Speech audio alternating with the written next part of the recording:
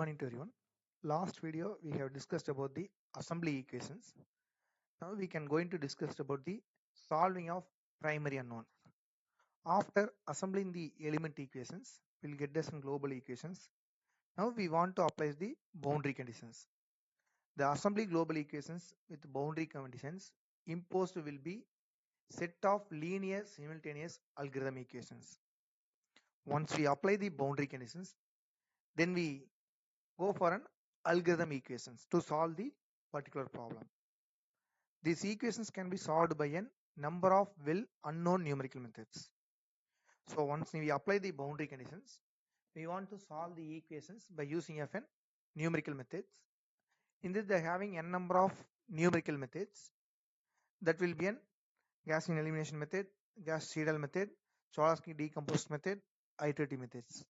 By using of any one of these methods, we can solve the equations and find the behavior variables of the particular elements.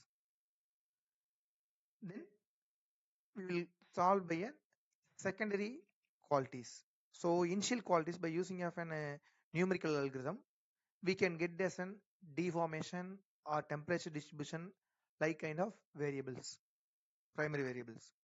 Then we want to derivative for a secondary variables.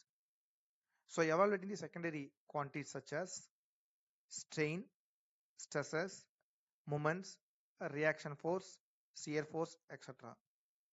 Once we find the primary variables by using the equations, we get as a displacement like that. Then we want to find the strain by using of a displacement and length. We'll find the strain. Based on the strain, for we want to equate in the stress values. So sigma equal to Young's modulus into strain. Already we have discussed in the metal properties area. Then we want to find the moments, reaction force, shear force, etc. After completing this, we will go for an interpretation of results. This will be an output display, any graphical form, or it will be an color images like that. It will be going to helpful for presentation conditions. That will be called as an interpret of results. So these are the 10 steps we can follow to solve the finite element analysis. Then we will see what are the different types of FEM packages available. Is they are having a number of FEA packages. Here we are mentioning as in some of the FEA packages. So first one is an ANSYS. It will be used for a general purpose solvers. Can easily use it for small PCs or workstations. Then Hypermesh, it will be used for pre or post processor solvers. Abacus will be helpful for non-linear and dynamic analysis. Cosmos will be helpful for general purpose of FE or otherwise will go over and complex analysis. Nastran also same as Cosmos. Then CFD, computational fluid dynamics. It will be very helpful for fluid flow analysis.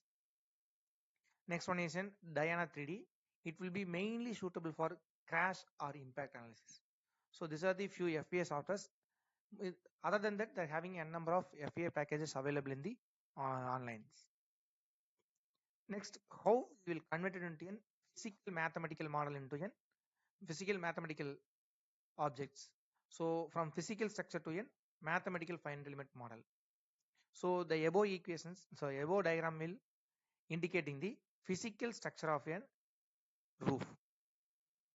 In this, they are having a number of truss members will connected with the joints, and then the supports also will be located. This physical structure will be converted into a mathematical model like a individual members and then nodes and then constraints. Here we are called as an joints, here we called as an nodes, here we called as an members. In mathematical model we are called as an elements. Here that will be called as an physical model supports. In mathematical models we are considered as an constraints. Then this is the post processor. After completing your analysis, the results will be showcased like this in different color manner. Based on that colors, the value will be indicated in the vertical columns. So this is the 1D, this is the 2D, and this is the 3D. These are the variable outputs of finite element solvers. So thank you for watching this video.